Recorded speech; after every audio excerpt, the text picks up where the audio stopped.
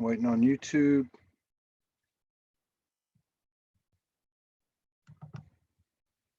Come on, YouTube. Yeah, we're good. All right. I'm going to put the intro on, allow people time to come in, and then we'll get the show started and see what's going on with Lorie Ladd.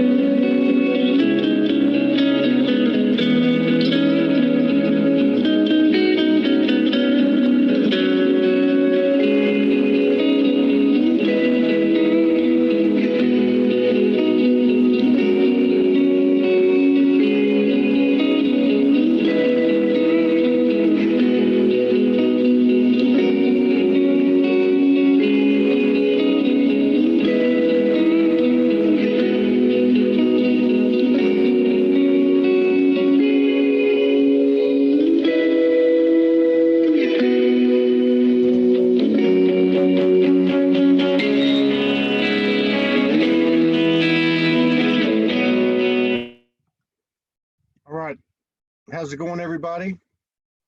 Let me just clear this up a little bit, get this straight. All right. We've got a new friend, or I've got a new friend that's coming on today. It's a special day. We've got 86 people in the Zoom room, 69 on the Facebook, I'm sorry, 73 on Facebook on my page, where we originate everything from to stay above the algorithms. 8 people, Soulspeaks One Studios page, 6 people, Soulspeaks Group, 27 on YouTube. 88 people in the Zoom room, which only holds 100. So we might run out of room in the Zoom room. If we run out of room, you can go to Facebook, Todd Medina, Facebook Soulspeaks One Studios page, Facebook Soulspeaks Group. You can go to YouTube, Soulspeaks One Studios channel. The only comments that I can see are going to be in the Zoom room and on my personal Facebook page.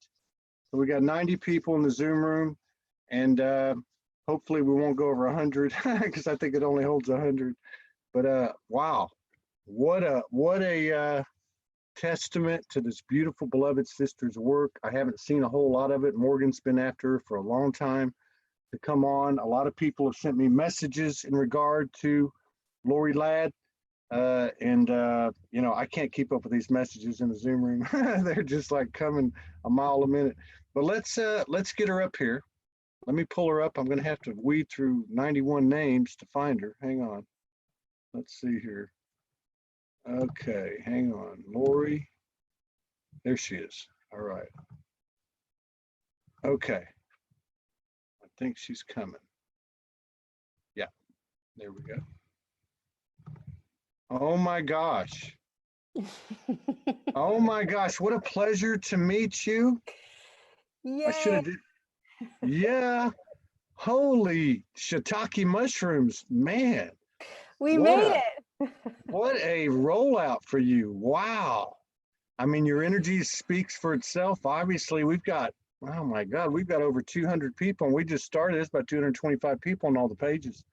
How are you doing, Lorie? Thank you for coming in. Thank you for having me. It feels like a homecoming that's been waiting for a long time to happen. So it feels good to be here with you.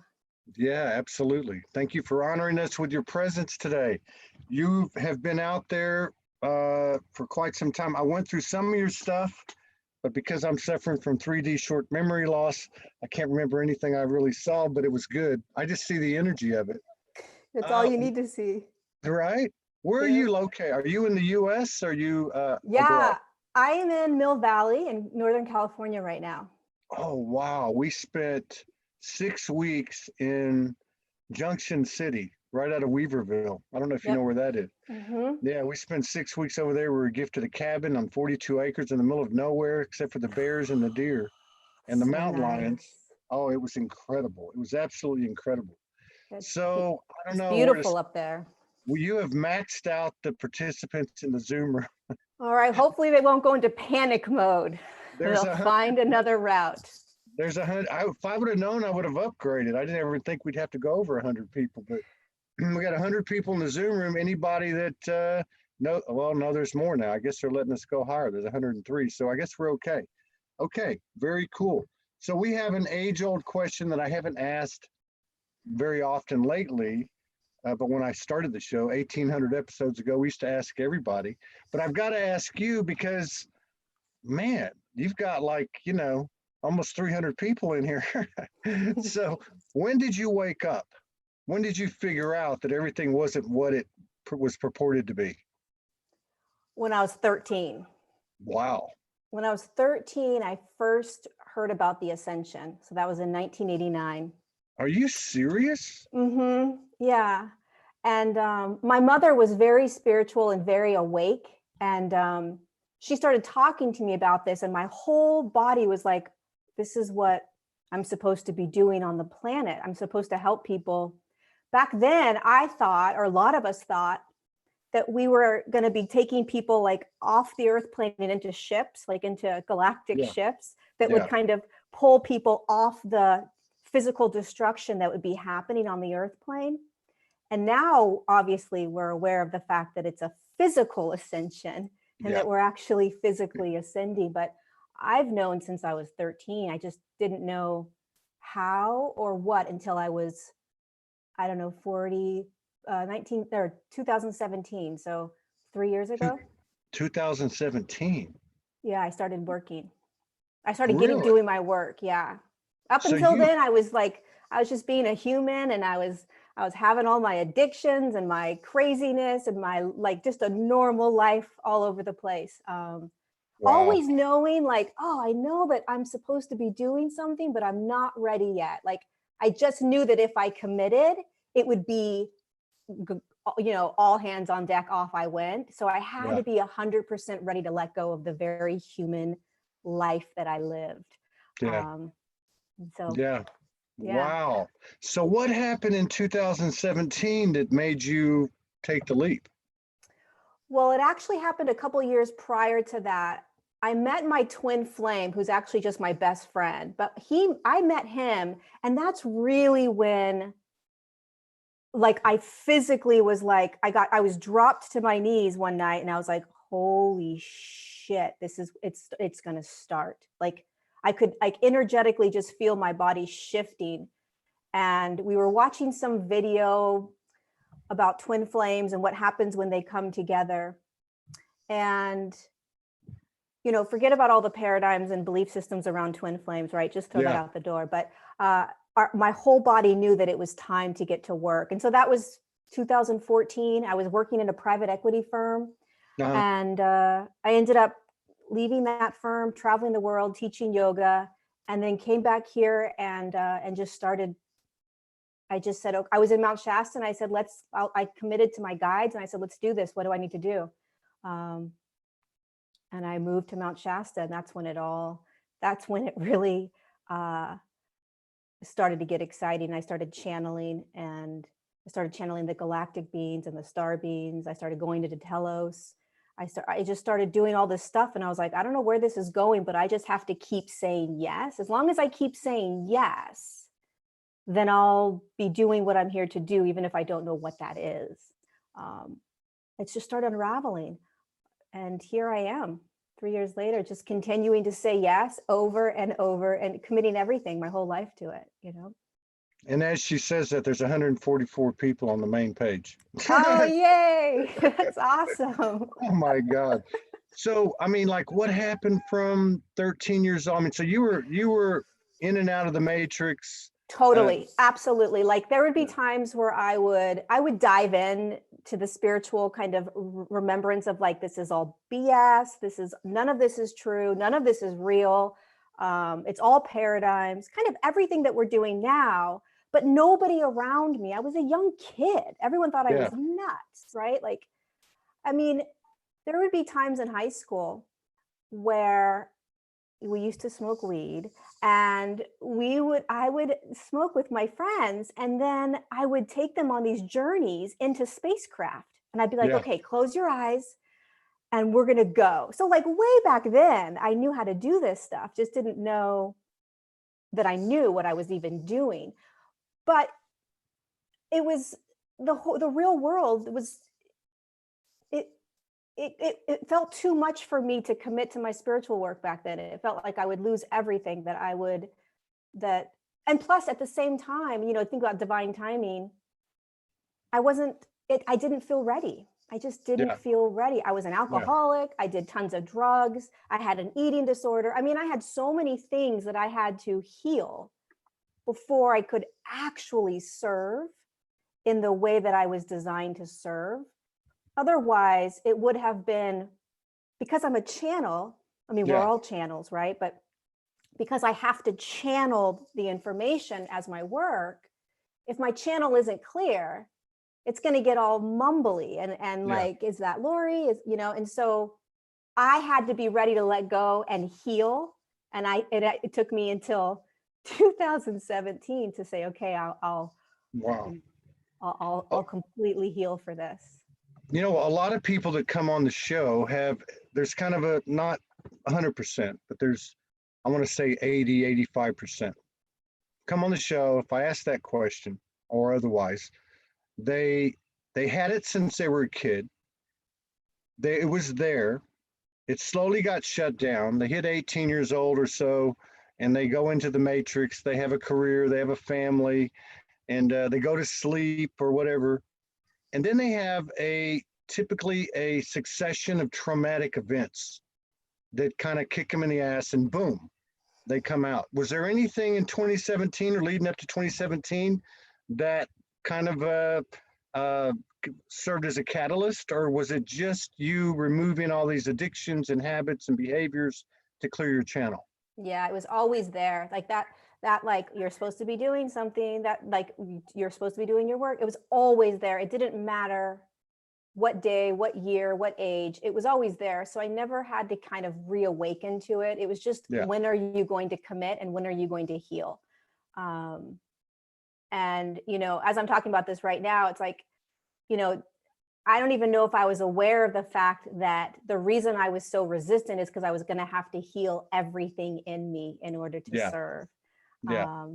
And I think unconsciously I was like, hell no, it's way easier to be a human and kind of conk out than to wake up and say, oh shit, I got to now commit to healing all of my life in 3D so that I can stand clear and do this work. So to 2017, I reawoke or whatever in 2011, and this is like nothing compared to some of these people I talked to. I had a lady on the other day that woke up in the late 60s. And, legitimately, these people receiving specific galactic, angelic, other divine essence connections, communion, channeling. What happened in 2017? I mean, in terms of like your channel, you mentioned galactics a while ago. What are the prominent faces of the universe that you connected with coming into this thing when it reemerged in 2017? Well, I first started to channel in 2006, the beginning of 2016. That's when I started practicing channeling. And I started channeling the Lemurians inside Telos, inside Mount Shasta. That was who I first started channeling. And I didn't even know that I knew how to channel until I just started doing it. I just started sitting down and saying, okay, you're going to just call in the beings and see who comes in. I didn't even know what I was doing. It wasn't until I moved to Mount Shasta in 2017 when I really started my work and I started channeling the galactic beings, the light beings, any of them, all of them, you name it, they were coming in. And that was when it was like, oh shit, this is what I'm here to do. Like, oh, and then it was so easy. It was like, it just was coming in. They were saying hello. They were, they were in my house, in my room, in my bedroom, in my car. And when I was hiking, it was like, who are you? Oh, okay. And I was being taught by one of the Lemurian priests inside Telos. His name is Adama. He was teaching me how to channel. So he would bring like 3 different types of beings, consciousnesses in my room. And he would say, okay, there's 3 beings in your room. And I want you to focus on one first, the one on the left, right? So I'd focus on it. He'd say, okay, I want you to feel the energy of it. So he was teaching me how to see these energetic beings and feel into the difference. One was a dragon, one was a galactic being, and one was a Lemurian. And so I was like, oh, the dragon was really hard for me to pinpoint in the beginning. I was like, what is that? And I was like, it's kind of small. And anyways, he taught me basically how to feel the energy of these beings, because there were going to be so many of them coming in. Yeah. And it's all about feeling their energy before anything else. Yes. Yes, that's a really great way to describe it. I'm not as well versed as you or Morgan, you know, and I connect with Morgan every night. But like last night's a great example. When it started last night, as soon as we lay down, put our hands together, I looked and I could see all these pixels in the room, and I could feel the energy, and I heard these words. I heard, you being the both of y'all, or any of us, I guess, you know, as the individual goes, so goes the collective, but it was like, you are neutrality. You are bringing neutrality to every timeline and dimension. And then I'm looking at all this stuff sparkle and all this green stuff happen. I said, Morgan, who is this? And then I proceeded, which is not why we're here, but I get what you're saying. Feeling seems to be the operative way as we step into this new earth, above all else. Yeah. Well, yes, because we're energy. Yeah. We're energetic beings. So we are designed, and everything outside of us is energy, everything. It may look dense, it may have an actual mass, but it's energy, right? So if you start to see everything is energy, including the higher dimensional realms, then you have to stay in your body, which we're designed to do, and be in the body. And we start to, from our body, tap into and feel that energy. Like, what does it feel like? And that requires the human to get out of the mind, right? To not try to hear anything right away, but to get into the body and feel it first. And a lot of times you'll get emotional, right? You'll maybe start to cry, or you'll start to get goosebumps, or it can be very kind of physical in nature in your body when they're in the room. But it's a retraining of how we have learned to be for so long in density. Yeah. Dull energy. And so like when this first started, so Adama came in from Telos, and then you had 3 energies as well. And he said, here's 3 energies. Well, that was just like a practice session that he gave me. Yeah. But where I'm going with this, because this is really interesting, because they come in so many different forms. And we're so caught up in the literal. Like we've had, you know, a whole lot of dragon experiences in the last 15 months, Morgan and I. And it's been a whole evolution. And that's like one stream of consciousness that represents a certain something, right? Some things they've told us, some things you feel. But like in that situation, that was like a practice run. I understand. What's your take on the different faces of the universe? I mean, I know in the end of all ends, we're all one, but dragons represent something. Arcturians represent something. Each one of them seems to represent a different piece of the puzzle. What are your thoughts on that? I mean, there's an infinite amount of ways that consciousness gets to experience itself, right? Yeah. I mean, it's mind blowing, really, when you step out of the linear third dimensional, like, you know, way of seeing things. And so all dragons, angels, different types of galactic beings, even higher collective consciousnesses, all it is consciousness choosing to experience itself as a density or frequency. And once they move into that density and frequency, they're experiencing themselves within this sort of spectrum of consciousness that provides them experiences. And so we label it as the dragon or the angel, because that helps us in linear mind kind of say, oh, a dragon equals, right? An Arcturian equals. we're not yet at the place where we can just energetically, we're very comfortable with that sort of linear way of Yeah. seeing. Yeah. But you know, in the higher realms, there are no names, right? So they just, Yeah. they know by feeling. Oh, they tap in and they can telepathically, intuitively, kind of energetically know what that energy is. So Yeah. there's an infinite amount of, I mean, even in like the Palladian collective, there's a large amount of smaller Palladian collectives, right? Yeah. That feel different, that have different roles, that, I mean, it's so massive. That's why feeling their energy when they come in is key, because you can say, oh, that feels like a Nocturian. What kind of Nocturian? Because some Nocturians are really funny and they joke with you. And some Nocturians are like, oh no, we're scientists and we're going to give you these technologies, right? So it's like, which Nocturian are you dealing with? Yeah. Interesting. You know? It's two things. Well, like Morgan says always, as long as I've known her, a copy's a copy's a copy. So you see the same thing everywhere you go. Like you're talking about, these different complexes are made up of sub-complexes, and they're all pretty much, you're going to find the same thing everywhere you go if you look hard enough. The other thing I can relate to, and I love the way you explain it, because I remember when I first met Morgan, and she was in Australia, so for 16, 17 months, we would just talk on the phone, our message. And I remember one time early on, because I was having dimensional experiences, but I was also very anchored in the earth, in the earth part of it. But I remember we did a session, and I found myself on the streets of like the Holy Land, and there was all these holy men going by.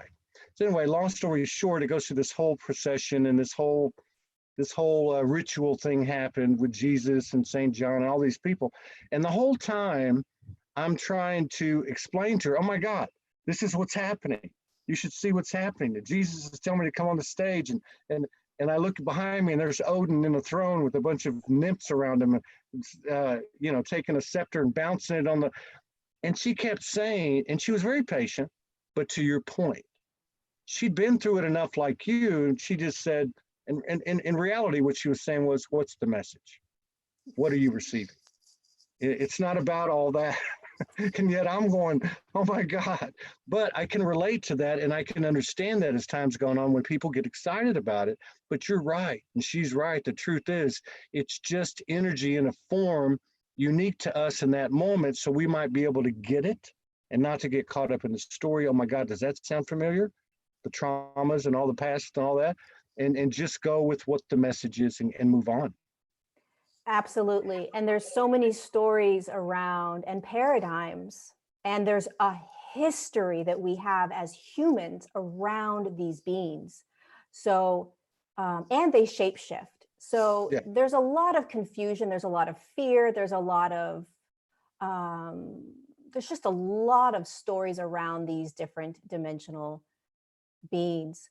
But right now, more than any other time, which I'm sure you're aware of, and the audience is aware of, the veils are gone. We are like, we have merged into this unified field with them, where we can feel them, we can hear them, we can experience them. I mean, you saw the lights in your room last night. I saw lights in my room last night, right? It's just, we have access to them in ways that we haven't before.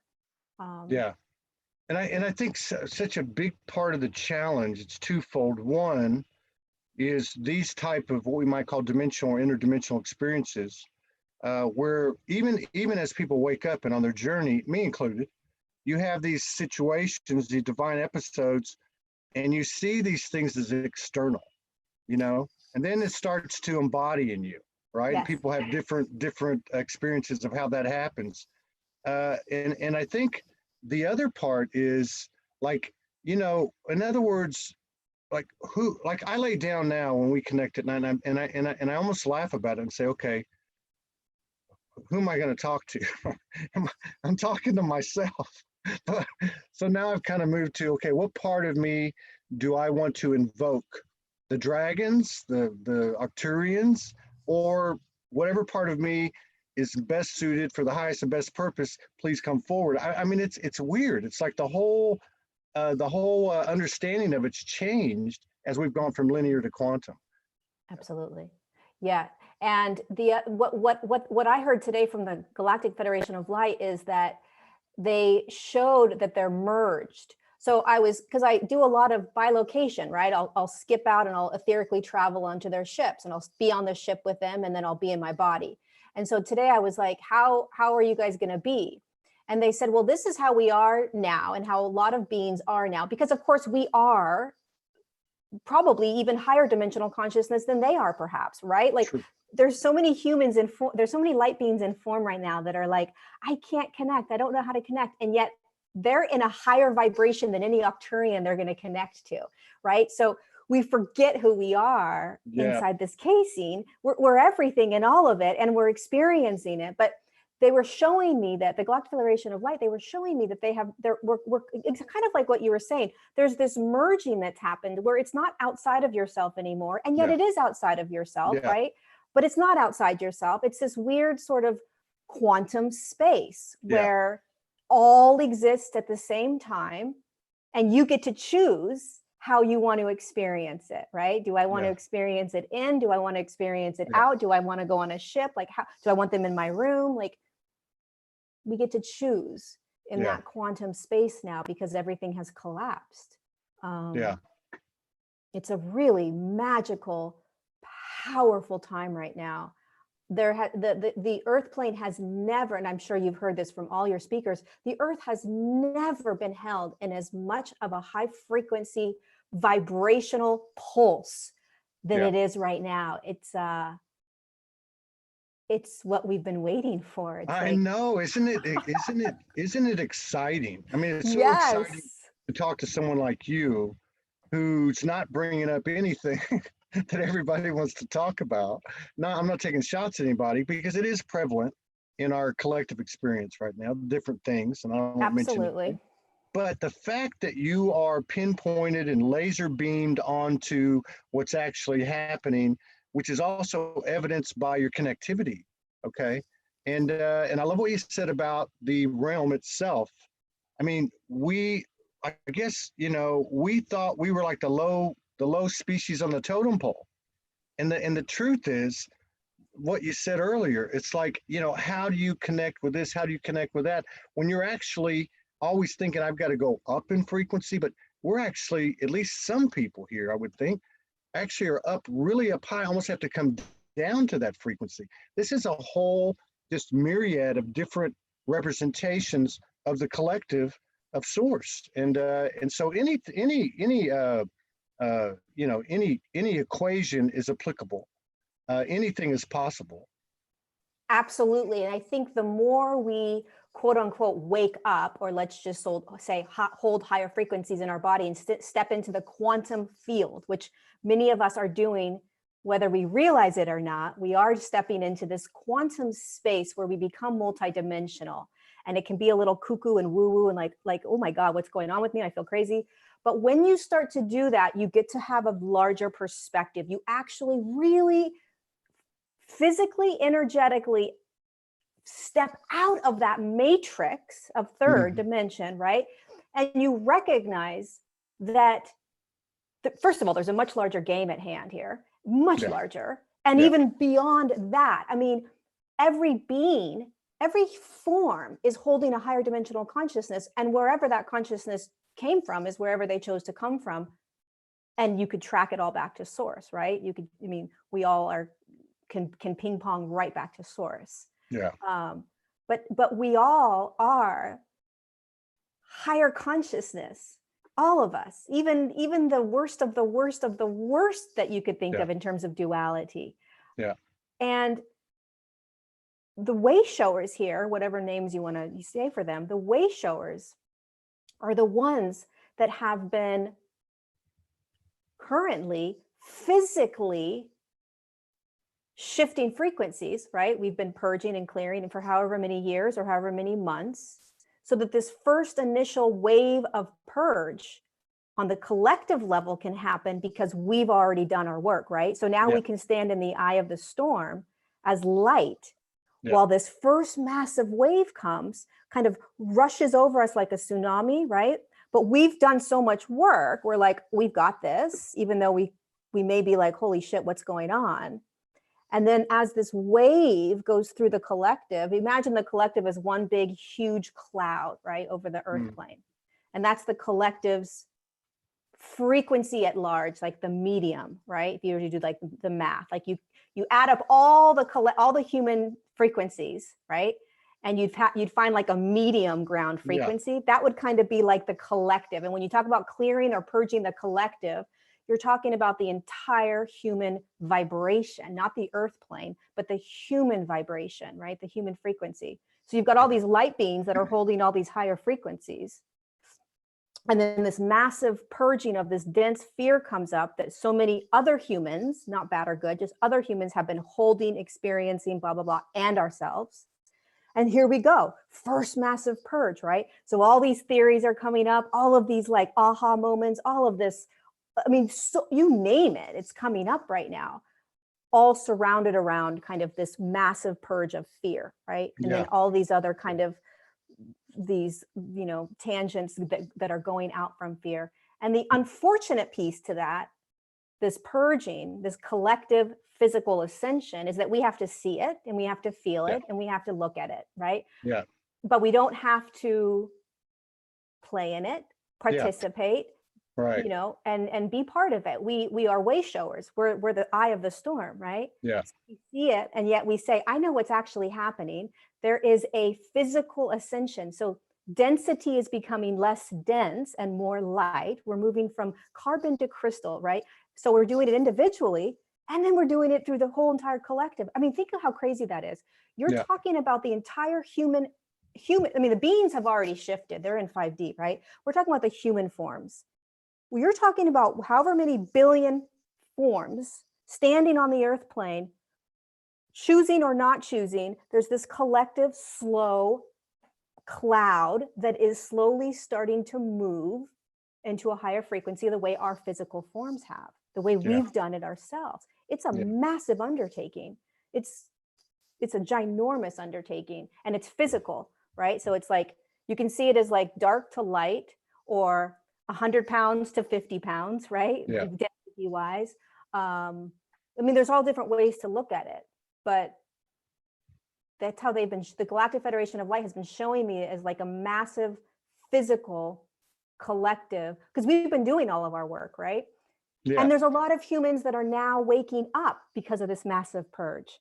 There's so many layers to each human's unraveling, because this is also assisting us as the way showers to jump, right? Massive quantum leaping that we were able to do and are still doing, massive quantum jumps, because we've prepared ourselves. Our bodies are like, yeah, I can jump, let's go. And it's like, you know, just jumping right now. And that whole thing that you're talking about, you know, is becoming so thick and so, you know, there's so much, comprehensively speaking, I mean, there's so much information and data and activations and code, that anything that's going on out in the physical, literal, collective environment is just becoming smaller and smaller and smaller and smaller, almost like a giant false flag or something. Not to take anything away from it, because it's part of our experience, but I'm just saying this information is really starting to get some traction, and I think it's got to be affecting far more than just the first wavers or the light workers or whatever you want to call them. You know, I'm seeing too many messages and comments from people talking about, oh my God, my family thought I was crazy, and now they're like sending me messages saying, oh my God, you were right. You know, it's like it's really taken hold. That's the point. That's what it has to do, right? So ascension, which is basically the entire purpose of this entire experiment and experience that Earth created, is ascension, which is a physical form with a higher consciousness in it. Moving, this physical form is going to hold higher frequencies and anchor into the next dimensional field, while the higher consciousness sits inside and goes along for the ride, like a car, right? That's ascension. So the planet has to do it. Each human has to do it individually, and then the collective cloud has to do it. So whatever's happening externally, however microscopically you want to look at it, or macro, it's all happening because for the sole purpose of shifting consciousness and physicality. That's the most simplest way to put the entire experience, as boring as that may seem. That's really why this is even existing right now. So everything we see externally starting to come up and boil up, the drama around everything, right? All of these these really supercharged things that are happening, you can just look at it as like, oh, that's density turning into crystal. Oh, that's density turning into light. Oh, that's just the shifting of consciousness. Okay. And then you don't take it so seriously. It's or personal. Or personal. Right. Exactly. It's like, oh no, there's a much larger picture at hand. And if we can hold that awareness, if we can hold that, even though we're still human, right? So we're still going to have the tears, we're still going to have pain, we're still going to hurt when we see a sad story, right? We have to allow ourselves to feel.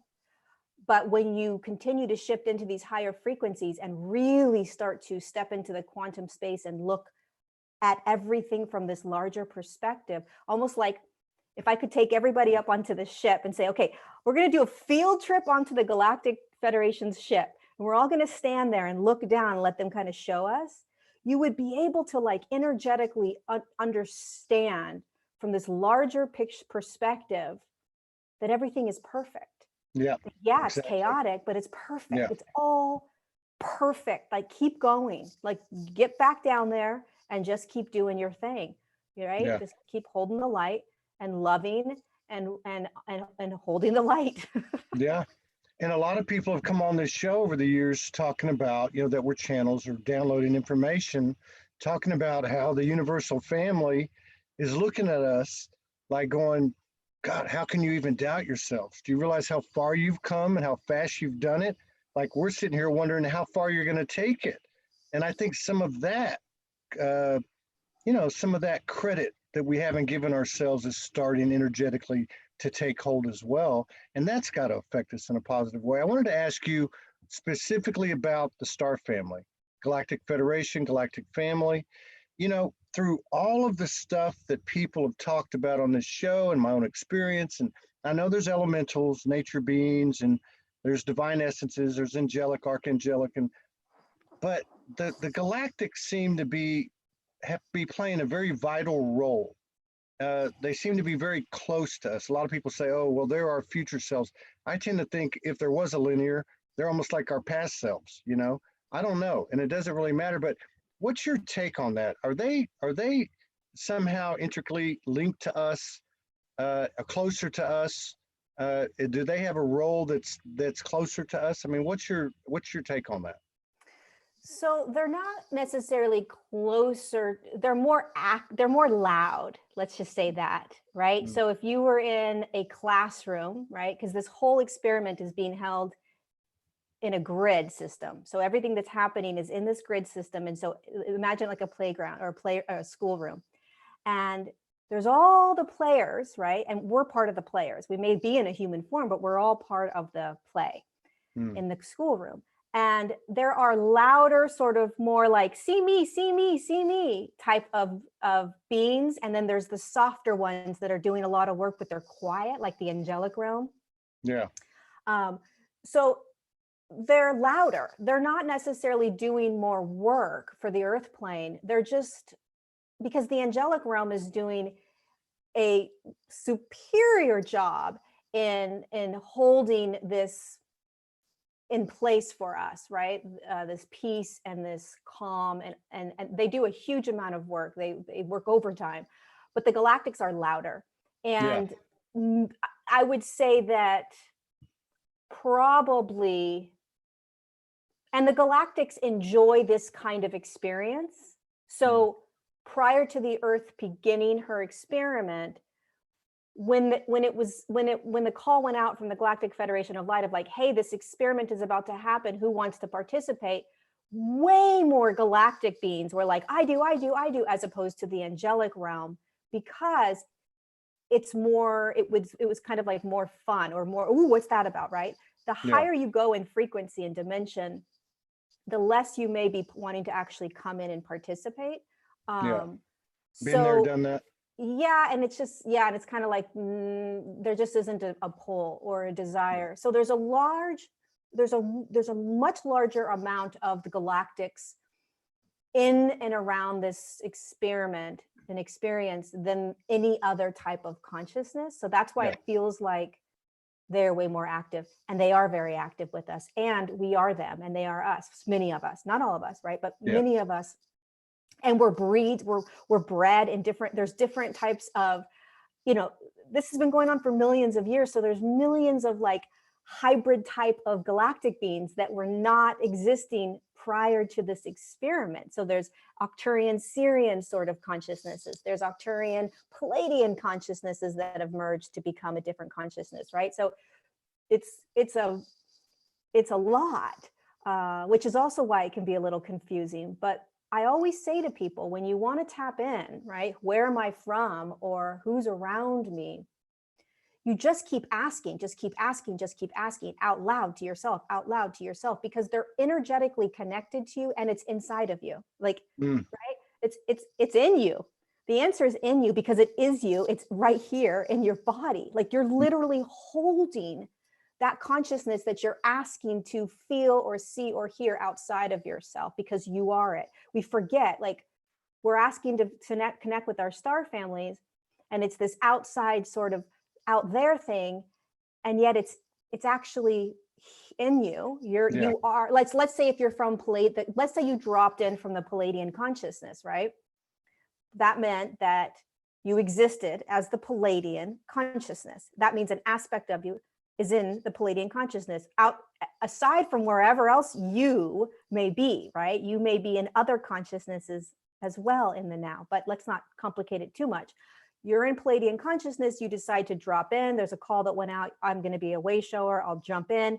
You brought in that Palladian consciousness, a tiny piece of it, right? So there's an aspect of the Palladian consciousness inside your body as that light being, or as that soul, or as that consciousness. And so when you're trying to connect, you want to go inward first. You've got to get in the body. You got to feel, because if there's going to be a resonance, it's like a homecoming. It'll feel like, like you'll start crying, or you'll drop to your, it'll feel right. Yeah. Right. And then you'll hear it, or whatever will happen. But yeah. So I mean, just in layman's terms, because there's a lot of people, as you know, okay. I can't believe you didn't get back into this till 2017. It's as much as you're carrying. I mean, it's incredible. But since 2017, there's been a lot of people waking up, and more even this year. How would you recommend to somebody to connect to what's around them, which is actually inside of them? Who they are, which is actually inside of them. Is there a kind of a elementary kind of way, a simple way to do that? Yeah, I mean, I talk about this all the time, and it's,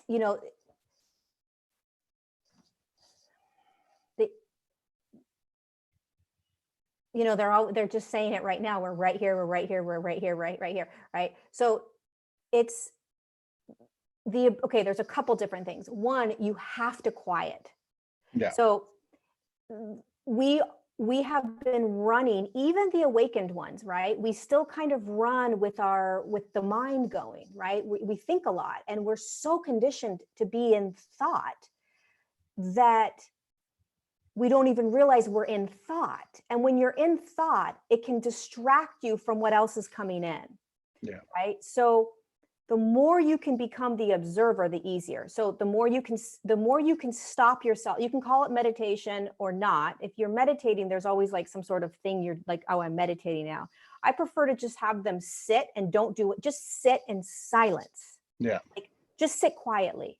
And then you have to come into your body. If you're not in your body where your energy is, you're not going to feel, and you're not going to hear, you're not going to experience them. So you have to, one, get real quiet, which is uncomfortable for humans, right? Two, you have to get into your body. Another thing we don't necessarily always like to do, right? But we practice. Finding the breath is the anchor in, right? So if you can find your breath, you're right in, you're in the body. It's Yeah. that simple, right? Yeah. So we're silent, we find our breath, we ground ourselves in, and you can ground very easily by opening your root chakra. So if you open that, just intending it to open, you visualize like, okay, the garage door has opened, light is now moving through my channel, through that root energy center, straight down into the earth. I've grounded in. And then you want to open up your crown, because the seventh energy center is designed to be open, and the root is designed to be open so that there can be a free flowing flow of energy that comes and goes. That's how the human body's designed to be. But we live in a consciousness that's so dense that it's like, oh, hell no, I'm going to shut that down, right? Closing that. But that's how you do it. So you do those steps, and then you invite them in, and you just sit. You have no expectation. You have no judgment. You don't listen to the beliefs that you hold about yourself. A lot of people think they're blocked when they're not. Yeah. You know, a lot of people think that dark energies or dark beings are going to come in. They're not, unless you believe it. You're not blocked unless you believe it, right? So what are the beliefs you're holding? Because that's your reality. But you're designed. We are designed. You are designed to connect with them in every single now. You just have to learn or remember how to do it. And that's the tough part, right? Because we have to practice over and over, and you don't give up, and you just believe. Here's the other piece, huge. It's this choice of no choice. You have no choice. You just believe. So whatever you hear, you just believe it. Whatever you feel, you just believe it. What's the other choice? The other choice is to say, I don't believe it. Okay, well, how's that going to help you? Yeah. You know? You got to believe it. You have to just believe it. And if you can surrender into it and do that, I promise you, there will be absolute connection over and over and over. And the other thing people don't realize is, and you were saying this earlier, but it's like you're talking to yourself. Yeah. Right. So when the energy's around you and within you, it sounds like you because it's being filtered through you. Yeah. So of course it's going to sound like you, right? When they communicate in the beginning and you're first learning, it will sound like your own being or your own voice or your own ego or whatever it may be, because it's being filtered in your own channel. And then you just keep doing that and trusting that voice, and you'll start to recognize the difference between the ego, the higher self, the I am presence, which is pretty quiet, and then any kind of other beings that may be communicating. Jesus may come in and start talking to you, right? Yeah. Like, it's all going to be filtered through the channel, which means you. Yeah. People sometimes think like, oh, there's going to be this raspy Jesus voice that's going to sound so different, and most of the time it's not. It's for the layman folk like us, you know, that don't necessarily channel these beings out loud. It's going to just sound like our own voice. Yeah. Very good. Yeah, very good and straightforward. And what about Telos and the inner Earth civilization, Antarctica, wherever they may be? They seem to have more of a physical potential presence. You know, it's funny because you have the physical experience, then you have the non-physical experience, and there seems to be some kind of bleed through. Could even be elementals, but I've just got a keen interest. I guess it's a knowing with inner Earth. Are they part of this ascension? I mean, I know you've connected to Telos and Dhamma, but I mean, do you have any feedback or any intel on that? Yeah, so a lot of these, there's two things happening. One is when the Earth fell from the fifth dimension down into the third dimension, which took a couple million years, it shifted down into this third dimensional frequency, which we find ourselves in. It was cleared off by the Galactic Federation of Light to start again because there was a massive physical destruction that was going to happen. So at that time, as the Earth was sort of prepping to be in this third dimensional phase, moving back up, and the third dimensional human was being redesigned, or I should say the fifth dimensional body was being redesigned into a third dimensional matter density, inner Earth was being built, basically. So what that means is that fifth dimensional beings that existed, like you and I or any other being that existed in a fifth dimensional body, if you incarnated back in that time, you were in a fifth dimensional body, right? And you were human, most of us. Even though it was called Lemurian or Atlanteans, they're still humans. That's just the name we give them, right? So these fifth dimensional beings wanted to assist the earth as she shifted back into a 5D. So what they did is they energetically created these portals, which is a different dimension. So it's not even like a portal. It's literally like you're moving into another dimensional field, but they've brought this dimensional field, fifth dimensional field, into the earth plane, the physicality of the earth.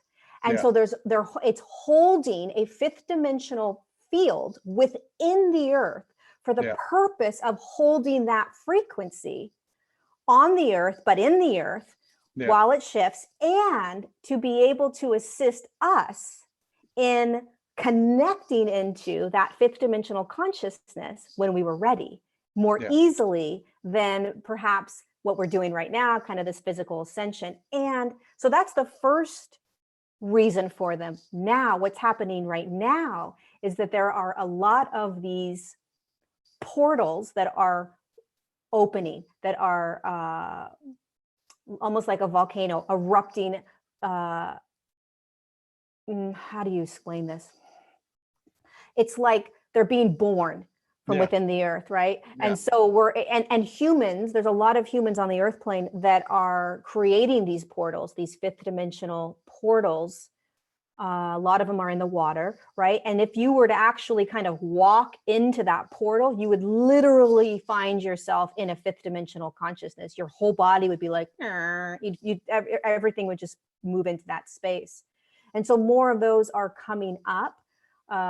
So it's almost like the inner earth is boiling up, so to speak, kind of to the surface. Does that make sense? I get that.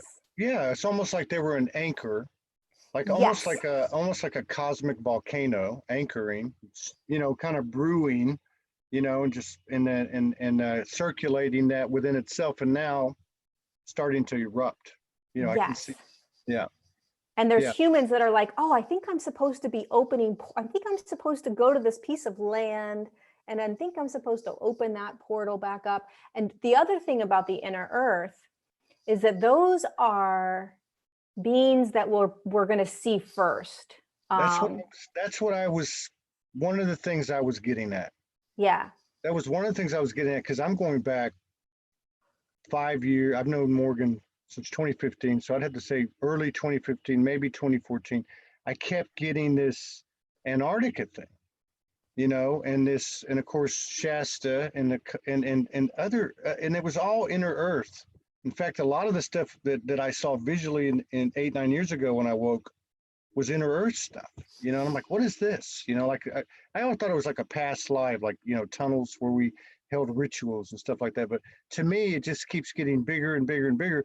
And to me, it seems like that would be the piece that might be known, more, there might be more evidence, because how humans love evidence. Yes.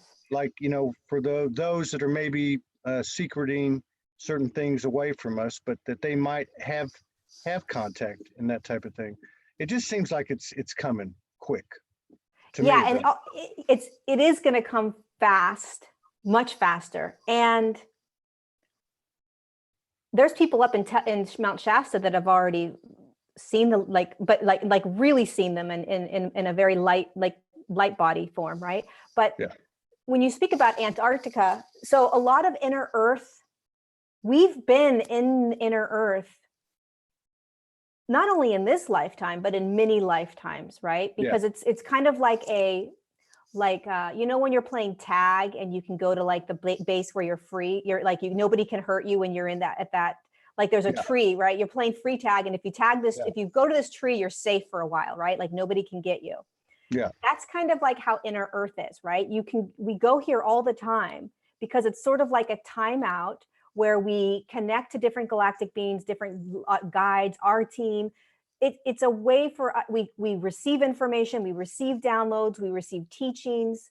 It's a timeout, and also a place where we start to remember. We get activations. I mean, there's a million places we can go to do this, but a lot of us go into these inner earth, quote unquote, cities, even though they're not an actual city. It feels Yeah. and looks like a city.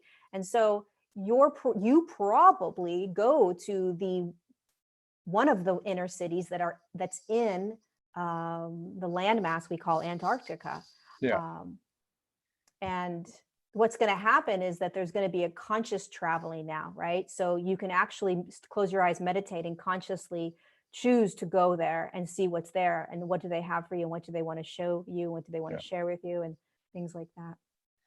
And I'm just curious from your perspective, how much it would make sense to me that because of what's happening, let's just say in the etherical fields, the dimensional fields, the non-physical, okay, because it's increasing so much, it would seem like there would be less and less conscious emphasis from the average human, the median, like you were talking about, in terms of the stuff that we've gotten distracted with, the distortions and all that stuff. And maybe what we're going through right now is kind of taking everyone into themselves, but it seems like the math there to me, when people are starting to spend even more time, you know, more time, with people close to them, maybe that they haven't communicated with, even though they've lived with for a long time, or even themselves, that Right. something's really going to rattle our higher senses, if you will. Does that make sense? Absolutely. I mean, there's so many levels to what's happening right now. So many levels. And that's one of the levels, right? You take away people's ability to distract themselves, and what's left but them. And there's this panic and, oh shit, I got to stay busy. I got to stay busy. I got to stay busy. Because what happens if you're not busy? All of a sudden you hear, all of a sudden you feel, all of a sudden you smell differently. Like all of a sudden you're aware in a way that the human's not comfortable or used to being aware. Yes. And when that happens, you start to recognize things that you were too busy to recognize before. Yeah. Right. And so this is one of the things, this is one of the reasons this has to happen. So the human collective is going to kick and scream through this by all means. And they deserve to, right? This is very hard. We've been preparing. We're like, oh, we got this. We're rock stars, right? We know how to do this. But then the average human is like kicking and screaming, many of them, like, and scared out of their mind. But this is really how you shift consciousness. And as you're shifting consciousness, eventually, if a light being were to appear, you may not be as freaked out. Yeah. Now, as you were maybe 2 years ago, there's going to be more of these purges that are going to happen to prepare us for more and more contact like that and other things. Yeah, this seems to be a real, I mean, this is, I'm doing this show, and every month it's like, oh my God, this month was like the most intense month we've had. So it gets kind of old, but this year obviously has been so different than anything we've had. But this time period, Sandra Walter talked about, what is it, March 13th through April 13th. Other people have cited dates during that time period, but Easter's coming. And one thing I've learned, someone who didn't pay a lot of attention, even though I'm married to somebody who pays a lot of attention, but I noticed the last 2 or 3 Easters were huge. And this whole lead up to Easter was huge. It feels like something is like, how something's on the tip of your tongue, or it's so close, you can taste it, but it feels like that. Do you have any intel on what we're going through right now? You mentioned more purges and that type of thing, but are we going through an extraordinary expansion right now? Well, my guides never give me dates. And the reason they never give me dates is because anything can happen in any now moment to shift our trajectory, right? I agree. Yeah. And when they communicate with me, it's always in the now moment. So I never know, other than the now moment, they just give me the information in the now moment. So there's videos that I did like 2 months ago where it's right now is where where we're actually doing what they said 2 months ago is happening in that now. Yeah. Right. Yeah. So, but there's no doubt about it. There has never in the history of the third dimensional planet have we ever been in the most miraculous place that we're in right now. There is more peace, more joy, more calm, more love, more unity than there has ever been on the earth plane in the third dimension. There is more chaos, more darkness, more fear.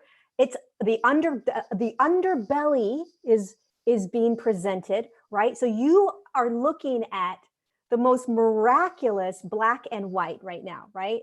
When I go up to the ship, I'm like, what's happening, you guys? And they're like, just look at it as like a black earth and a white earth, you know, like a dark and a white light, you know, and this is like it's like a cleansing or a clearing, a purge, basically, like we're talking about, but it's physical in nature.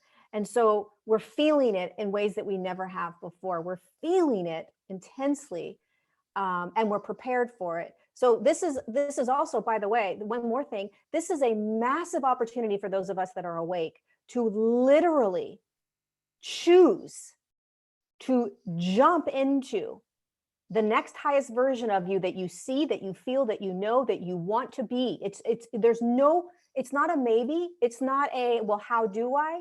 It's so hard to explain to people like how the veils are gone right now. Like, and I don't know if they're ever coming back. I really don't think they are, but I think we're free, right? Like, it's almost like the shackles have been taken off and we're like, oh, I can fly. Holy shit. Like, I can do this. And so the human that's been awake and that has been doing this work has the ability to literally like look at a different timeline, which is also in the now moment. So it's not really like you're looking out, right? But it's for our linear minds. You can look at another version of you that's doing whatever it's doing, feeling whatever it's feeling, having whatever that is for you. And you can literally choose right now to move into it. Yeah.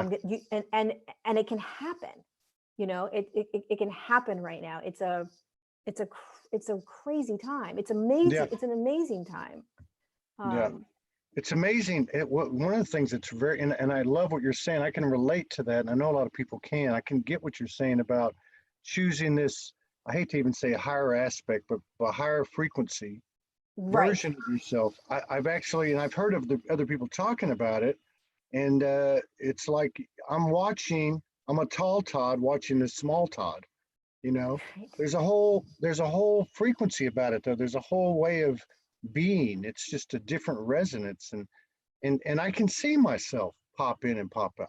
Like I do these shows, and I think for the most part, I'm in that place because I really do lose, you know, I can't even tell you what we talked about, stuff like that. But when I get off, I want to go be a little boy and hang around Morgan and Bugger, you know, or whatever. So I can see that happening. That's multidimensionality. Exactly. Yeah. Exactly. And I think somebody was on the show yesterday. They said that this isn't the new now. You know, now isn't the new now. We're actually in some kind of transition. And I can resonate with that because I feel myself go back and forth, and forth. And not in a bad way, just in a, hey, let me go check this out. Now I'm going to go back to the old neighborhood. But the other thing that you say that's really, really coming into play are these synchronicity / validity / manifestation, materialization kind of thing, where these incredible things are happening. And if you just take one instant or another, oh, that's a coincidence. But they're just lining up one after the other. And that takes a little getting used to. You're like going, hang on a second.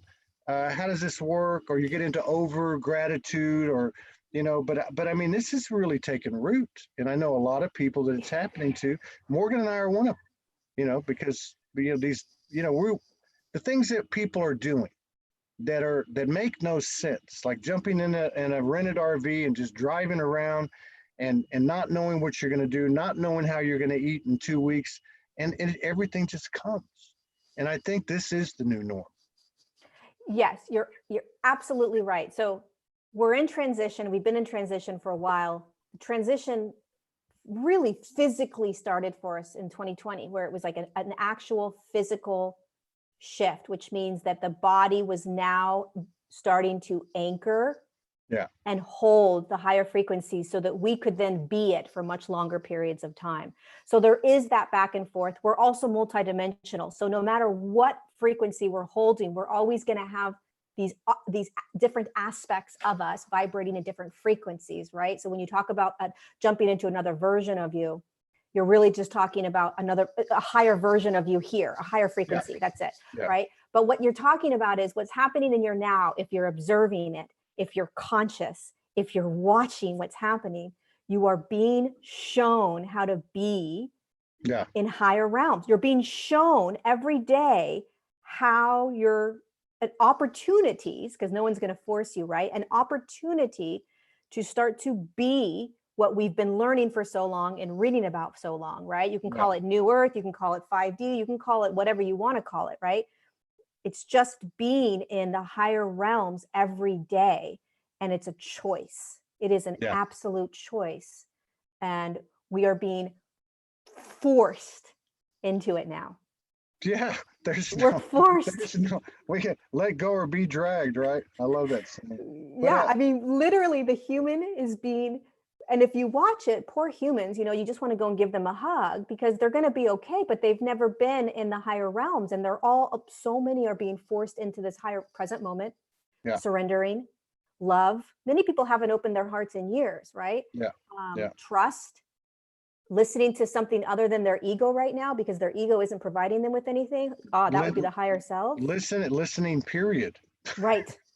I mean, there's so many things that we've been practicing for so long that we are now capable of doing a little bit easier than a lot of other humans that are being pummeled into this higher frequency.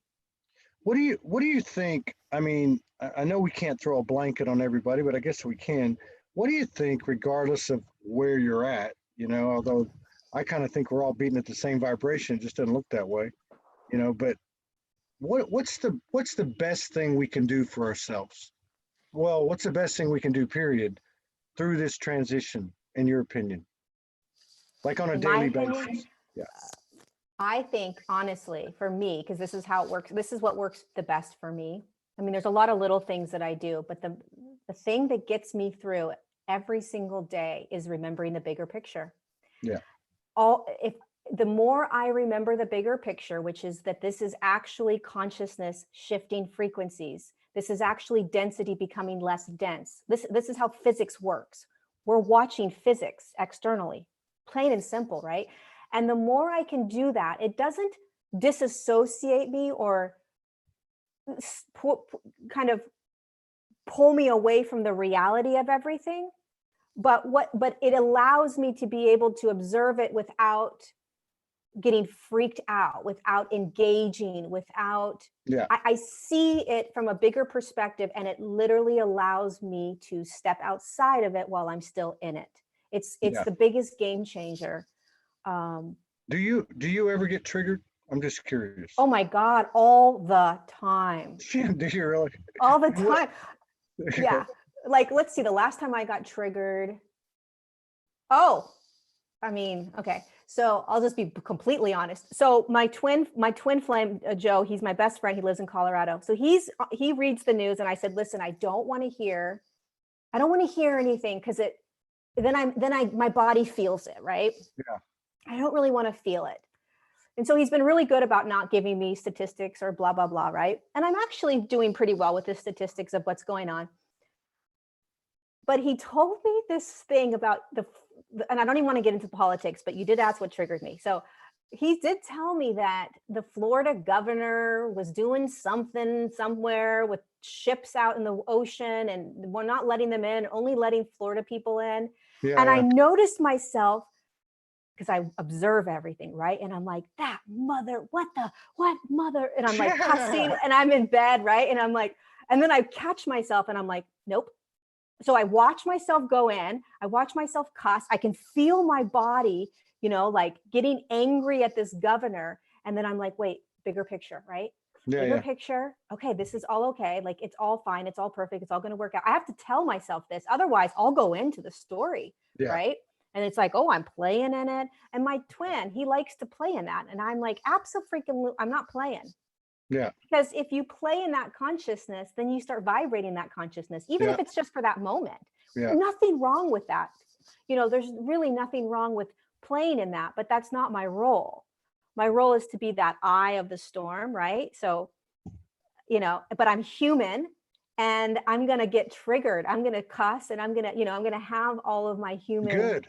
things. See, everybody, don't get mad at me when I do it. Yeah. I mean, we can't help it, right? Like if you know, that's why for me, I don't beat myself up. If you know, if my mom's telling me that, you know, she doesn't know if she's going to get paid for her work, it's, you know, she can have anxiety over, is she going to get paid? Is she not going to get paid? Right. Yeah. And I will play in that for a little bit, but I also hold this like eye of the storm at the same time. It's like I do both. Yeah. No, I get what you're saying. And so, yeah. And that was kind of, and I love that too. And I'm not taking shots at anybody. Everybody's got a piece of the puzzle. You know, everybody's got different challenges and different, you know, conditioning and shadow, whatever you want to call it. But it's really nice to sit down and talk to you. Sandra Walters, a lot like that, really down to earth, taking in a lot of information, but totally staying in alignment with the human being aspect, the human aspect. You know, my hashtag here is I am soul. Second one is the human is the hero. You know, absolutely. I mean, it's like, awesome. You know, and sometimes when I'm really fired up, I say, no, it's the human is the fucking hero. Yes. because yes. it's, you know, I mean, it's just, I think it's important. And one of the things that I tend to get triggered on that I watch and I don't really let go of, and I guess maybe, I don't know, it's in myself, is this external blame thing. The taking sides. Oh, yes. This is why I really, you know, and I know it's all perfect. And that's the thing. I'm like you. I'm like, okay, I know this is all perfect. I'm up here looking down. It's just positive and negative energy moving around. That's not dark and light. That's just the way this thing, the physics works, right? Yeah. But seeing people jump on the bandwagon of these narratives, and I'm going, come on, man. I mean, you might as well be, you know, you might as well be identifying or over-identifying with the extreme opposite, the opposition, because it's the same thing when you get right down to it. I mean, I think we're here integrating physical, non-physical, masculine, feminine, any and every polarity, and that's really the name of the game. You know, that's where the magic happens. That's where creation rebirths and expands. I mean, but yeah, that's my trigger. So and I mean, I could jump on that same bandwagon, right? Which is why I don't go in there and play in those realms. But what I always teach is, because I watch it myself and I experience it. What are you physically feeling in your body? That's what I would like to ask them, right? Yeah. So let's just take, I mean, you know, you could take any sort of bubbling up of the underbelly right now that's coming up, right? Any of those stories that are coming up about what's being unraveled and why these things may be happening and what they're doing covertly and all of this stuff, right? Is it happening? Absolutely. Is it truth? Absolutely. How does your body feel? How does your body feel when you listen to it? How does your body feel when you watch it? How does your body feel? Now, there's no right or wrong. I'm not saying that you should be, there's no like blaming, right? Just throw that out the table. Neutrality. How does your body feel? And then make a decision from that place, right? Because we are conditioned and programmed to sort of feed off of like right, wrong, good, bad, dark, positive. Like there's this piece of us that kind of innately wants to play in it. It feels good almost, right? Like I'm going to get in there and really, you know, give my opinion. I'm going to, I got, I don't know what you call it, called out or something on the video. It's not the first time. Yeah. But now I can look at it and go, I know where they're at, you know, I know they're projecting. I know it's, and I just look at it and I can actually see my growth, you know, which is as the individual goes, so goes the collective. So I know this is happening. I know it's expanding. It just kind of blows my mind. But here we go. I'm superior, they're inferior, and I'm the line of separation, right? So now I was going to ask you, you know, we made a concerted effort in March and even still ongoing of bringing couples on the show And there's so many different variations of that. As we've covered, we've covered what we covered for the last couple, 2, 3 years, people having twins that are disincarnated, that are friends, that are, that are strictly telepathic, or all these different situations. So, if you're up to it, we'd love to collaborate with you again individually if you're up for it, as the opportunity presents itself. But also if you're your friend and you would like to come on and discuss some of the stuff that you guys have experienced, because it is a little bit different when you're going through it with somebody else, whatever the relationship is. What do you think that the role is? Because there seems to be a prominent role, a template or something with couples, as I've done my work, more and more seem to be emerging. What do you think that role is? I mean, why is that happening? I mean, there's different layers to divine counterparts, twin flames, partners coming together in the same frequency, whatever we want to call it, right? And it's a contract, and it really depends on the type of contract that you contracted with that other being prior to jumping in.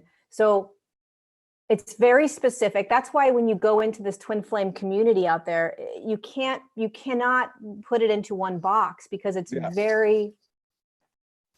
it's a very unique experience, and it is unique for each individual as well, based on their contract with their twin. So you have to be, I'll tell you one thing for damn sure.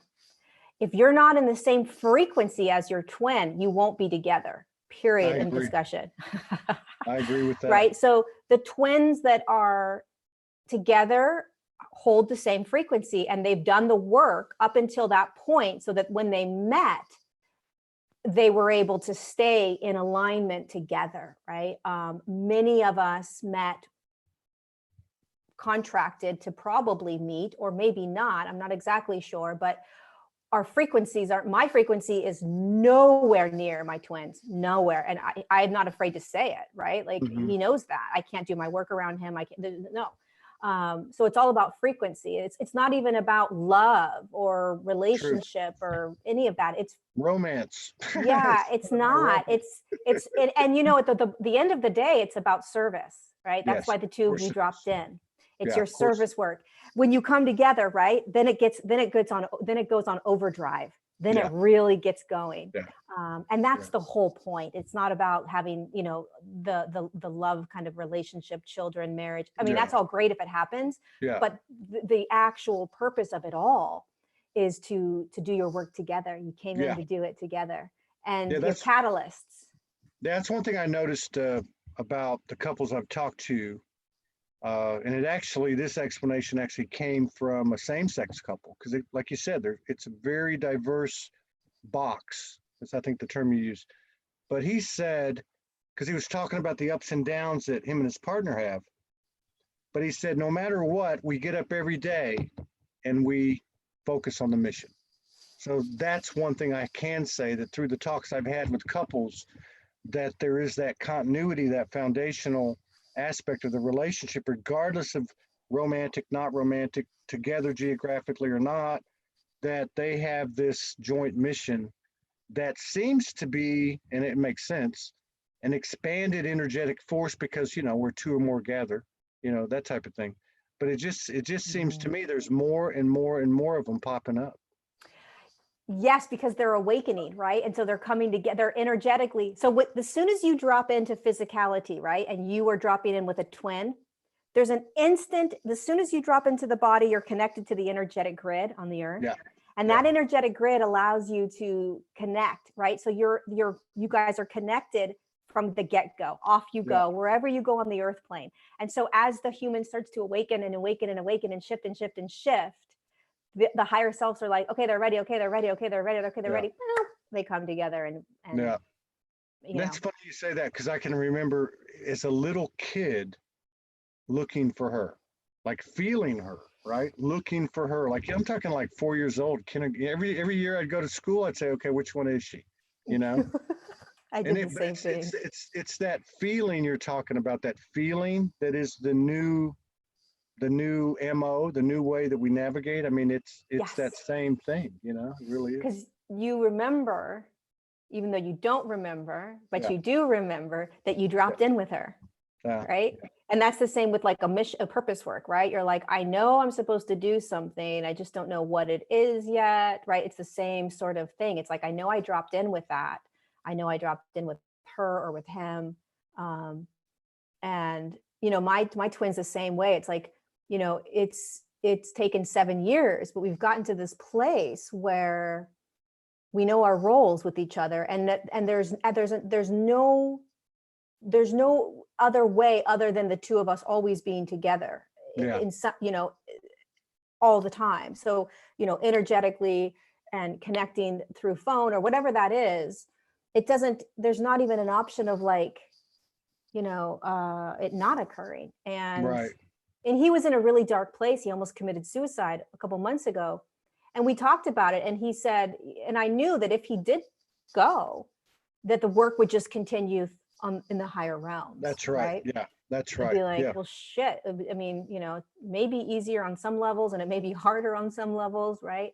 But it's a complicated journey, at least for me, the twin flame. Absolutely. It takes you to be on your toes at all times, but it's certainly got its rewards as well.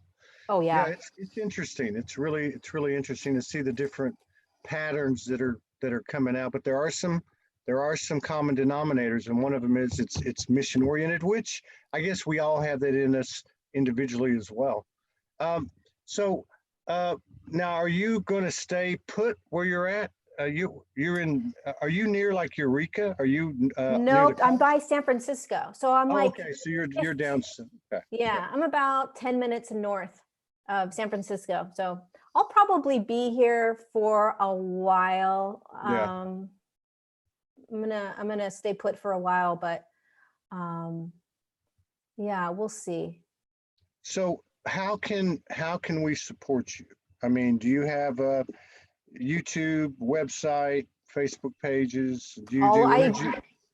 I don't do any work right now other than my online Patreon community. So I'm just focused on that and my YouTube channel.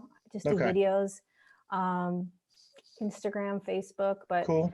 Yeah. I'm just trying to I'm editing my book. So I'm trying to get my book done. So I'm not doing anything really other than my community page. Yeah. Well, we'd be open to certainly open to a perpetual collaboration if you'd like to get together again, have a talk every now and then, and if you and your partner want to come on and talk about the challenges of the ascension. He would love that. He loves to talk. He would have a blast. Yeah, I think it'd be great. Yeah, yeah, I think it'd be fantastic. He's got quite the story, but yeah, either way, I would love to come back on. It's been a pleasure. Everyone was always like, you got to go on Todd's show. You got to go on Todd's show. For months, they've been telling me, wow, get on your show, get on your show. Well, it's a big honor for me. It's really nice to meet somebody who's pulling in that information and remains so down to earth. And thank you so much for sharing space with us and honoring us with your presence. And yeah, we're open. I'm sure Morgan's going to be on it, so she'll be messaging you, I'm sure, knowing how she works. But thanks so much. I really mean it. Thanks Todd. So much. It was fun. I enjoyed connecting with you. Yeah, right on. It was great. Right on. All blessings to you and yours. I love you too. Love everybody out there. Yes. Peace, power, protection. Big ass love to everybody. Yes. Bye-bye.